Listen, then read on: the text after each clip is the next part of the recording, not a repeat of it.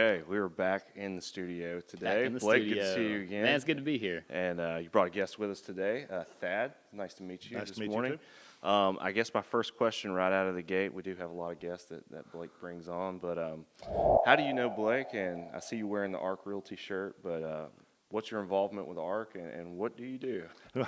Well, Blake and I work together in our ARC office in Hoover, and I am the managing broker there. So basically, I try to help the agents do what they do better, try to give them platforms to do their business in an easier, more efficient way, I guess you would say. Yeah. Try to keep them out of trouble if things, sometimes things get sideways in this business, and not by anybody's fault, but sometimes just the circumstances get people sideways, and I try to straighten those out or at least help.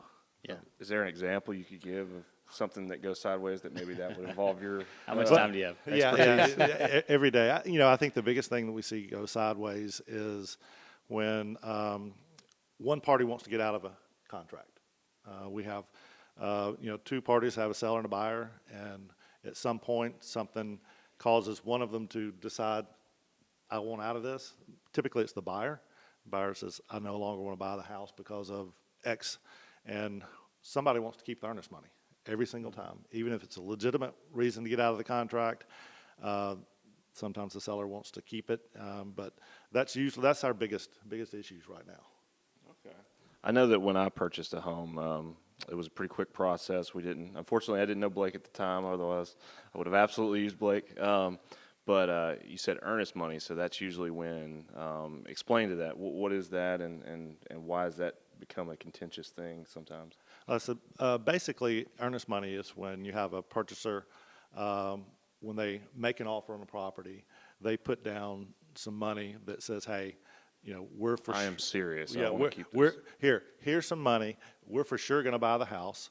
So, take this as us saying, yes, we're serious. We want to go forward. We want to go to the next step. And that's basically It's basically like putting up collateral. Yeah, it's like, sure. hey, it's not good. extra. It's going to go towards their down payment, but it's saying, hey, I'm serious. Usually we'll see around like 1% of the purchase price, but in the crazy market we've seen in the past couple of years, people might put down big numbers. Dude, that's huge cash. numbers. Yes, I can understand if you get out of the contract. Yeah, It's like, To an extent, it can be kind of a false security to a seller because you've got contingencies in the contract that legally allow the buyer to get that back if financing falls through or if inspection goes bad.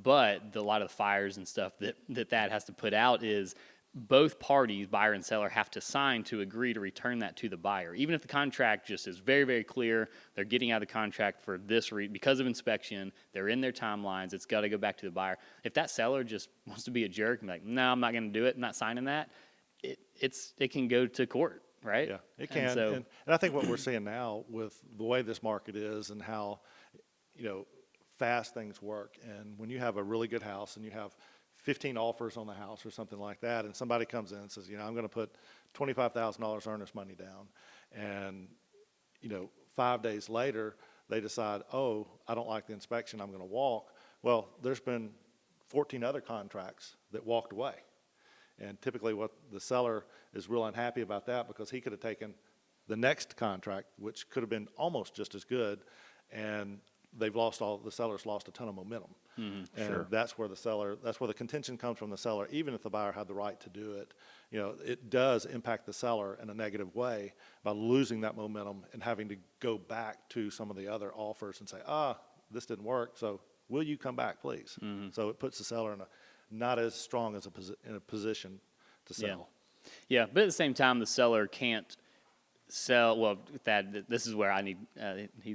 He's my question answer. So if a seller, so in that 15 offer scenario, if the first buyer backs out and the seller says, no, I'm not going to give up your earnest money, and they're battling where it goes, that seller can't sell that house until they get that resolved, right? For the most part, no. But there are times that yes, they can still sell. Okay. And because you can still, the contract could be null and void, but you can still battle over who gets the earnest money. So it really just depends on how things were set up and what the reasons were and what the seller and buyer are arguing over. Yeah. So, did you really have a contract? That's a lot of times we really don't have a contract. They've given us earnest money, but we didn't complete what the contract said to complete. So, or we really didn't have it in the first place. So, most of the time, no, the seller shouldn't sell the house until that's resolved. Yeah. Which, so a lot of times it's just better for the whole situation for the seller to say, all right, short term, let's just let this go, give it back to him so we can move on to the next offer and get this chapter over with. Yeah. But I guess the take-home point, there is a pre-contract, I guess, to the full-blown contract that you bought that you would sign in the purchase agreement, just for earnest money. It's part of the original. Yeah, Okay. It's part of the original. Yeah. Okay. Yeah. All right. So sign the paperwork, I guess, is what I'm hearing. Well, I'm and the just biggest getting thing an is, answer. you know, make sure you've got someone buyer and seller side advising you who knows what they're doing, and that's where having a good agent comes in. Gotcha. Yeah. Cool.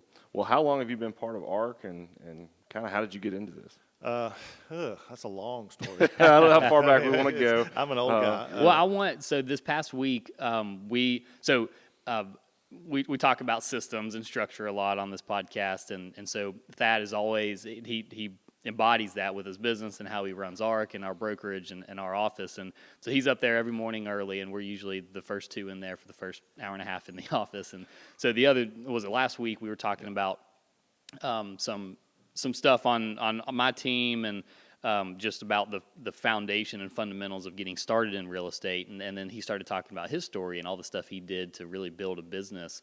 How many years ago? I mean, I'll let you, I'll divert to you. And Well, we're a little over. Did you 25 start years ARC ago. Realty? No, You're not the guy? absolutely not. Okay. I was about to say, am I sitting here with the CEO? All right. Tommy Brigham was the founder there, and I've been with ARC now, I think, for 7-8 years, somewhere around in there.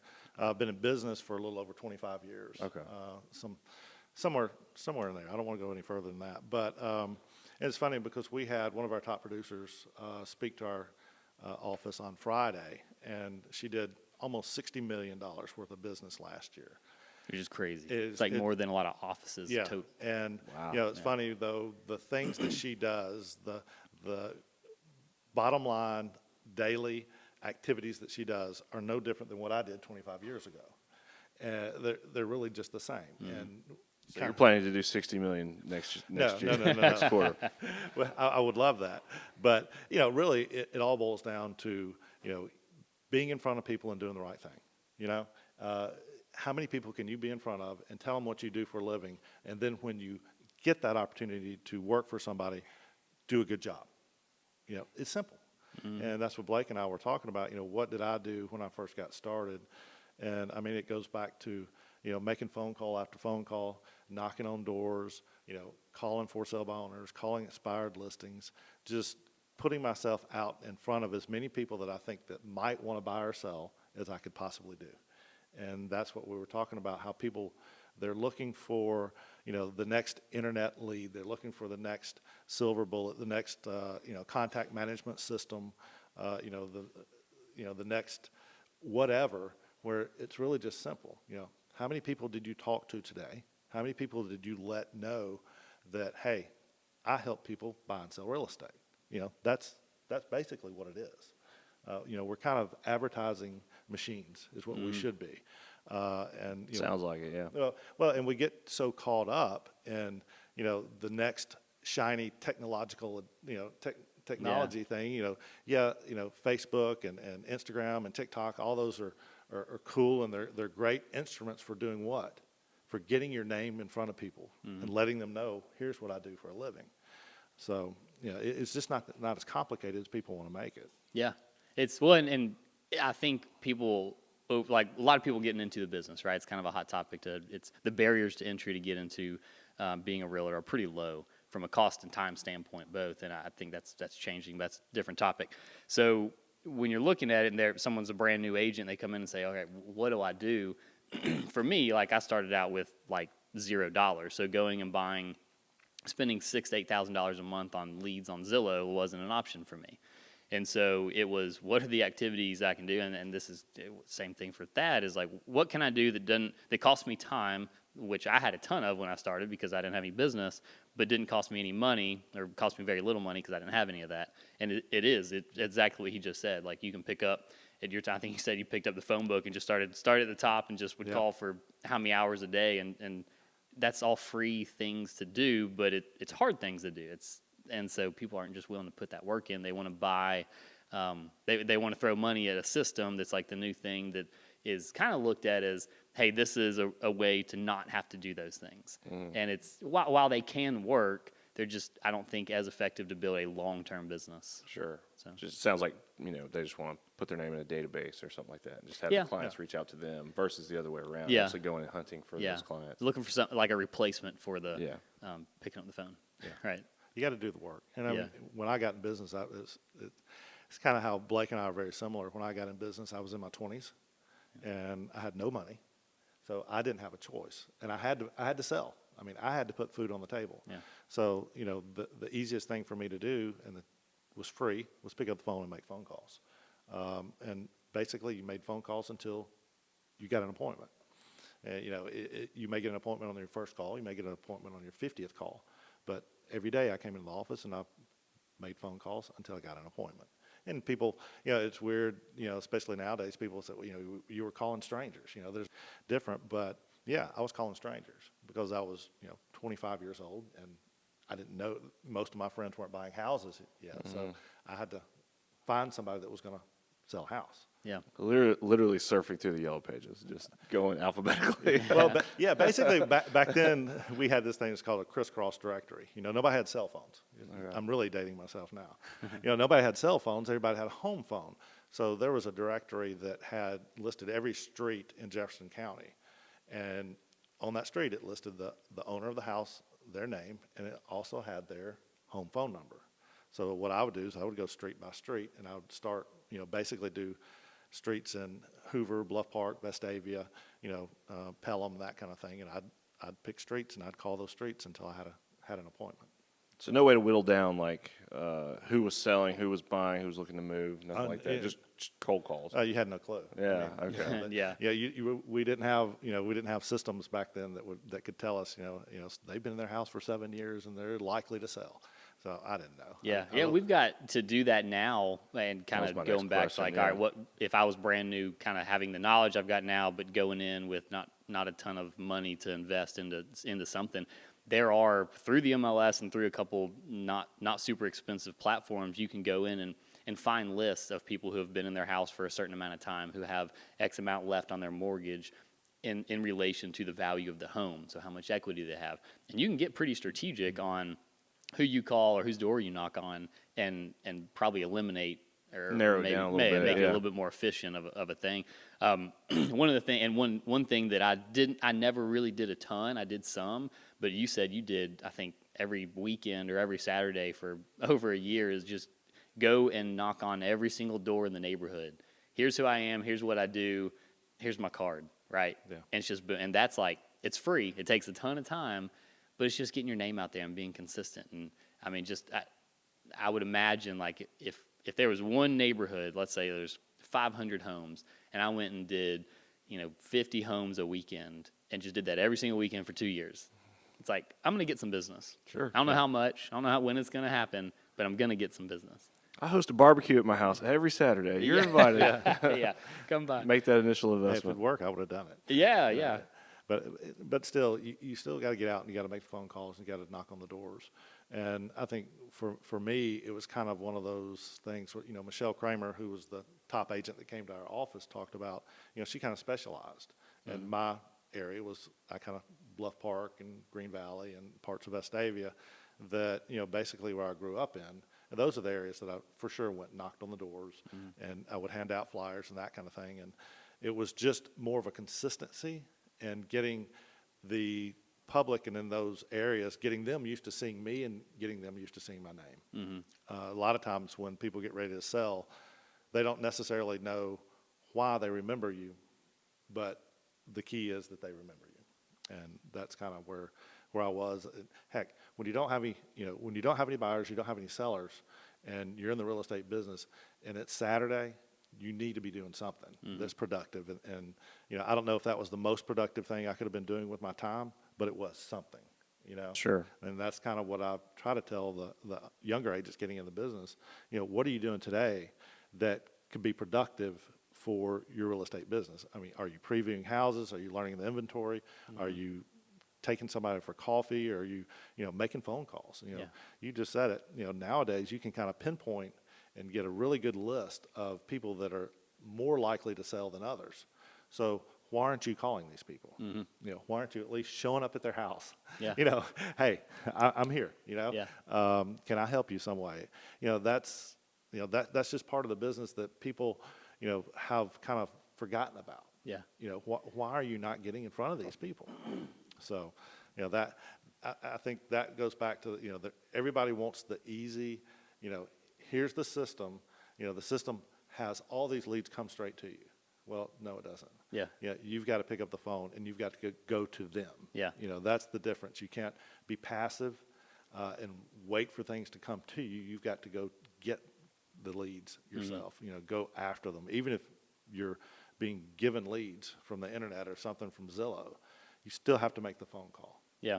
You know, and it's not one phone call. Sometimes you have to make 2, 3, 4, Yeah. 5 phone calls to the same person. Yep. You know, it's not, oh, they said they didn't want to sell. Well, they talk to you. Maybe they want to sell tomorrow. You know, maybe they want to sell next year. You know, keep calling. Keep being in front of them. Well, and that, so you see a common theme of consistency is necessary here, and it's crazy. I mean, it's something I struggle with all the time because shiny objects, and I get distracted and maybe have ADD, I don't know. But that consistency, it applies to everything. And so, you know, Rachel's a physical therapist, my wife, and I got into running a couple years ago. I've had some knee issues, whatever. I finally pinpointed the issue. I didn't, she did, and found what the issue was and gave me exercises. And I did them for like 2 days, and I went and ran, and it still hurt. I'm like, what the heck? Like, this isn't working. Done with this. And she's like, no, 2 you whole got to days. do it for a month, twice a day. And it's like, oh, it's consistency, right? And so it's like, this is not like a new concept or only independent to real estate. Like, it's just that consistency and picking. So I kind of spoke like all the shiny objects and new systems out there are bad. They're really not. What's bad is not being consistent in a single one for a long period of time. So you can probably pick majority of any of those systems that come out and do it and succeed in it. But the problem is if you do one for 6 weeks, another one for 2 months, another one, you're just never building that momentum. And so you really got to get going. So that's something that when I kind of shifted my business 3-4 years ago and tried to focus on growth, it was picking just a couple activities. And it was, you know, making at least 10 phone calls a day and 1 social media post a day and just being consistent in those things, period. Which were both free things for me to do. So it was easy to stomach that quote unquote cost of time, but it was just being consistent, and that's what changed my business. Yeah. I wonder how much of it is like just my own brain talking, but how much of it's like a cultural thing, you know, especially at the height of the pandemic, people became very, not agoraphobic, but just like very stuck in their own private ways, and examples of that are, you know, people DoorDash their food now, you know, people, I've got friends that if I call them, they will not answer. If I text them, they will fire right back. You know, it's almost like a social anxiety type deal of just like that face-to-face interaction. And I'm curious, you know, people just getting out of college or high school or getting into this industry, how much that affects. It's like, well, I don't want to call people. I want to email everybody, or I want to, you know, message everybody through this app or something. I don't necessarily want to go. I'm definitely not going to go knock on doors. Who the heck does that? Like, that's crazy. Yeah. Well, to an extent, you know, and I think an agent, part of our job is to be somewhat of a chameleon and be able to communicate to your target market or your client the way they like to communicate. And so there very much is a discrepancy of how I communicate to someone my grandparents' age versus a first-time home buyer who's 22 years old. Like, you can reach me on TikTok. Right. If you knock on my apartment, I will not answer the door. Direct message me through TikTok only. That's the only That's the only way. Do not call me. But there's a lot of truth to that. And so you'll see, you know, agents who come in and just say, and I've been guilty of this, of like, it's easier for me to fire off a text real quick. And so, like, I may do that to a client who, hey, I'm pretty much phone call only, and I don't get an answer. And I'm like, oh, oops, I got to go back and call them real quick, because, you know, it's just really converting and making our business apply to and give the best service. If you could be an effective communicator, then yeah, right. It doesn't seem it's easy. Effective and consistent. Yeah, effective and consistent. That's the key. See a thing, yeah, and I have agents come to me and say, hey, I'm going to send a postcard out to 1,000 people in Russet Woods, say. You know, I'm like, well, hold on, wait a minute. Why don't we send 100 postcards 10 times? Yeah. because that's going to be 10 times more effective than that one postcard you're going to send. Because I've seen people do it. They'll send 1,000 postcards out, and then 3 weeks later they say, well, I didn't get anything out of that, so it doesn't work. Yeah. So, hey, let's pinpoint, specialize a little bit more. Let's pick 4 streets, and let's send a postcard every month for a year, and you'll have a better opportunity to be successful. Yeah, that's so good, because I was that person. And it's expensive to send out 1,000 postcards. Yeah. I mean, it's thousands of dollars. Sure. And I've been that person of like, okay, I did it once. I'm out of money, so I can't do it 10 more times. And I got nothing from it, so I just wasted a bunch of Or money. if something else is successful, then you focus all your energy there. Yeah. something. Oh, that didn't work. All right, what's next? Yeah. Right. And it's the rifle approach versus the shotgun approach is so much more effective. Yeah, and you said something, since the pandemic. Since the pandemic, we've really seen studies that have said, the personal phone call, a personal note, postcards, people are opening their mail again. Yeah. For the longest time, snail mail was no good, because people were getting so much. Now, people want that. Through the pandemic, when they were stuck at home, heck, a card in the mail, that was a big deal. Got the stack of junk mail. I'm actually going to go through it. Yeah, and I don't read have it. anything else to do. So, it still goes back to the basic things. Done consistently will be successful. Yeah. So. Yeah, absolutely. Awesome. Well, I want to talk a little bit about, so you kind of heard his origin story, but when I got into the business, Thad was one of the first people I met. And so I joined a brokerage that ARC maybe not even existed at the time. It was just How long has ARC been around? About 12 years. Have we 12 talked? years. I don't know if we talked about that. Yeah. Okay. Wow. So it's got a long history. So Tommy Brigham started it, who started Brigham Williams in early 80s. Became Realty South, which is a pretty a big name in town, and then sold that in 2005 to a national group, I guess, and then he started ARC 2012, 13 maybe. Cool. A little history lesson there. Yeah. So that's and when Tommy started, he brought a lot of like the very, very well-known agents and top producers in town. So there's a long history and a long a lot of knowledge in that ARC foundation, even though it's kind of a newer company. So it's kind of a cool story. But so I guess it was getting started about right when I got in the business. Well, like we've talked about, I didn't know what a realtor was. I just picked the office that was literally closest to my parents' house where I was living because I just needed to put my license somewhere. Still not knowing what a realtor was. Somehow I got a transaction. It was I remember it was a $95,000 lot on Shades Crest Road, and it was a friend's sister. And the closing was coming up. I think you helped me through like what paperwork was and how to get to a close. Again, knew nothing. And the closing day was coming up, and I was sitting in the office. I was so excited, super nervous, had no idea what was about to go down.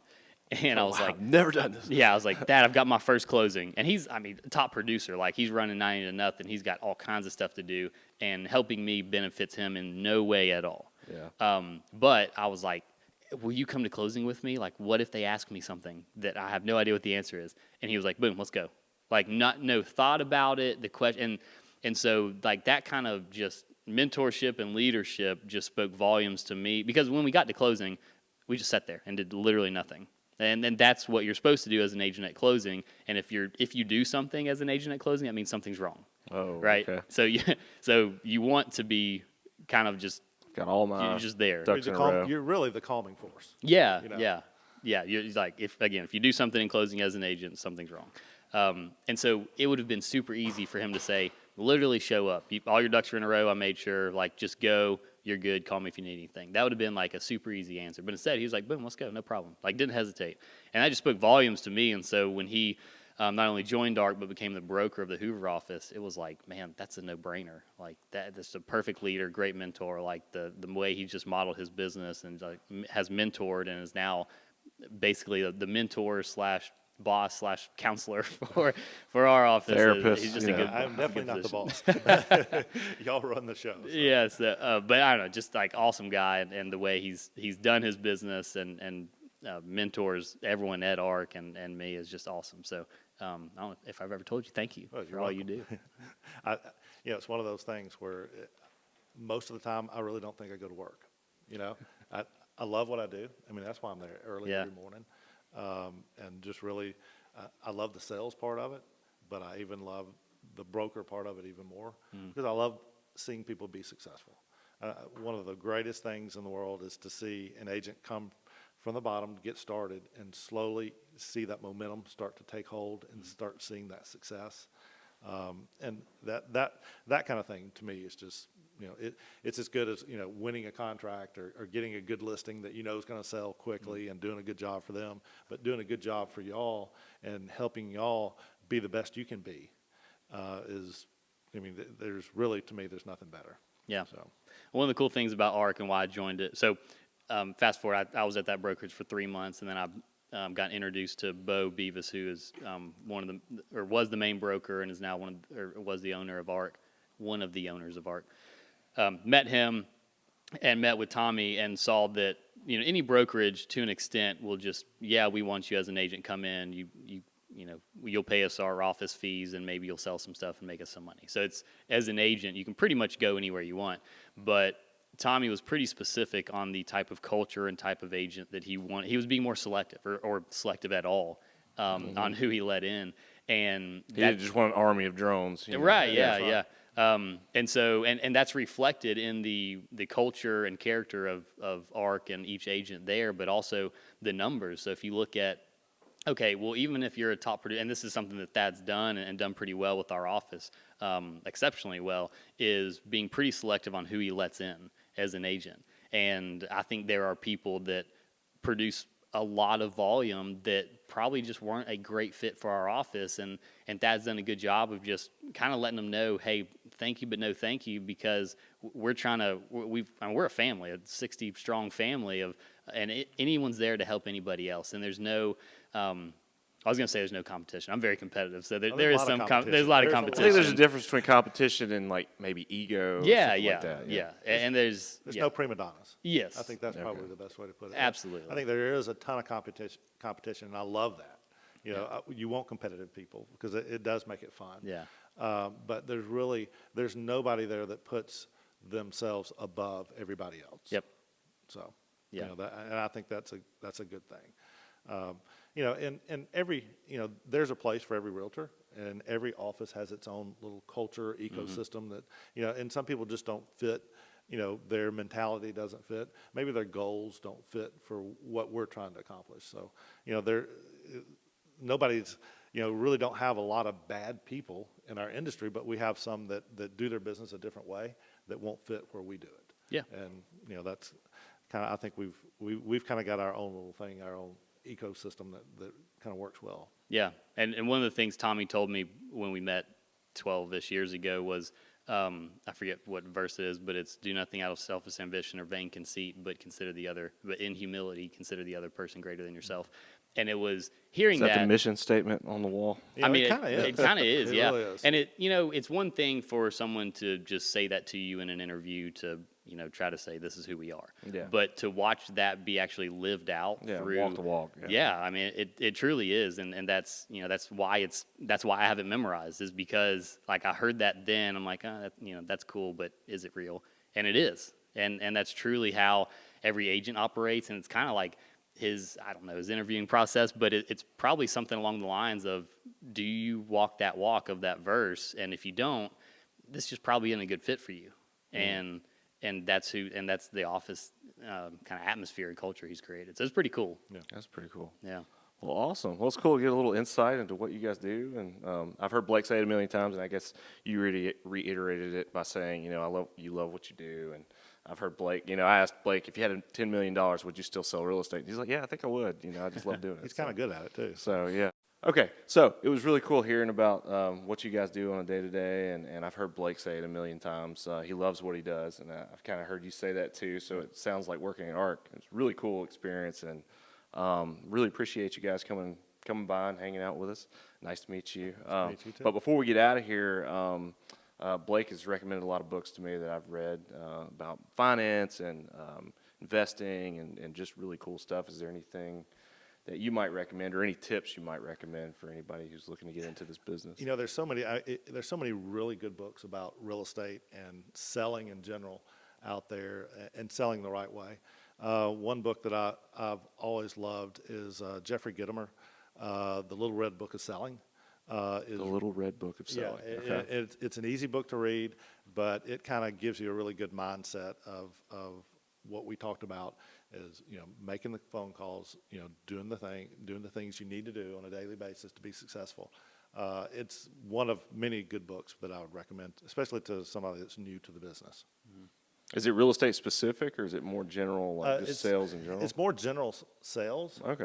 So I think it can apply to, easily apply to real estate, mortgage, that kind of thing, anything close to this kind of industry. But it's a really good sales in general book. Okay, cool.